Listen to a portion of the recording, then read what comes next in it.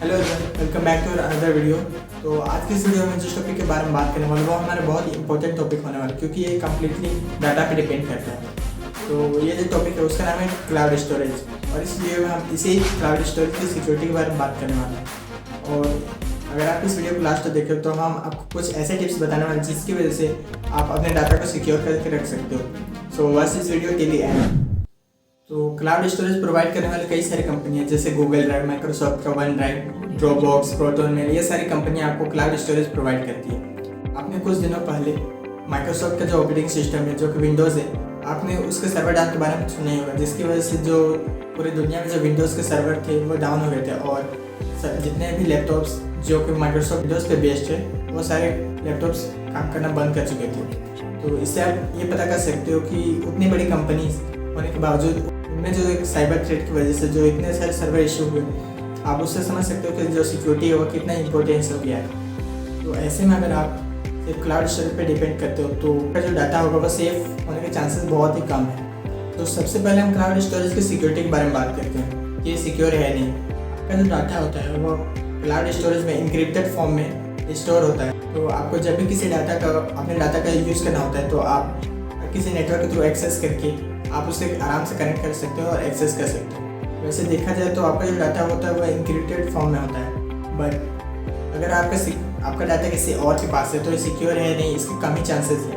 अगर आप अपने डाटा का इंपॉर्टेंस समझते हो तो आपका जो डाटा है वो आप किसी को ना देकर बल्कि अपने पास ही रख सकते हो। ये आपके लिए सबसे एक सेफ ऑप्शन हो सकता है। आप अपने डाटा को किसी हार्ड ड्राइव या पेन ड्राइव जैसे स्टोरेज डिवाइसेस में रख के इन्हें सेव कर सकते हो, और इनका बैकअप भी आप और भी कई सारे डिवाइसेस में लेके रख सकते हो। अगर आप उन डिवाइसेस को इंटरनेट से कनेक्ट नहीं करते हो तो आपका जो डाटा है वो काफ़ी सेफ है और आपके डाटा को हैक भी नहीं कर सकता है। और देखा जाए तो क्लाउड स्टोरेज का जो सब्सक्रिप्शन होता है वो काफ़ी ज़्यादा होता है, जो जिसमें कि आप कई सारे स्टोरेज डिवाइसेस ले सकते हो।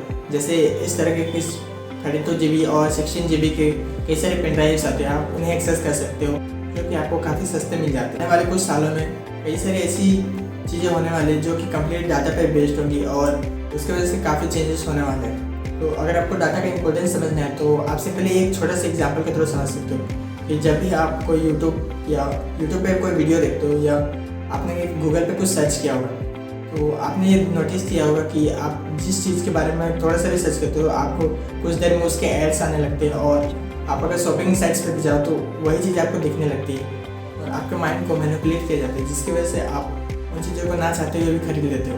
तो सिर्फ इस वीडियो में हम इतने सारे टॉपिक्स को कवर नहीं कर सकते, तो आने वाले टाइम में कई सारी चीज़ें कवर किया जाएगा। और अगर आप क्लाउड स्टोरेज यूज़ करते हो तो आपको ये 4 टिप्स अप्लाई करने चाहिए। इसमें के बाद जो पहला टिप है वो 2 फैक्टर ऑथराइजेशन। अगर आप इस 2 फैक्टर ऑथराइजेशन के यूज़ करते हो तो आप अपने डाटा को काफ़ी सिक्योर करके रख सकते हो।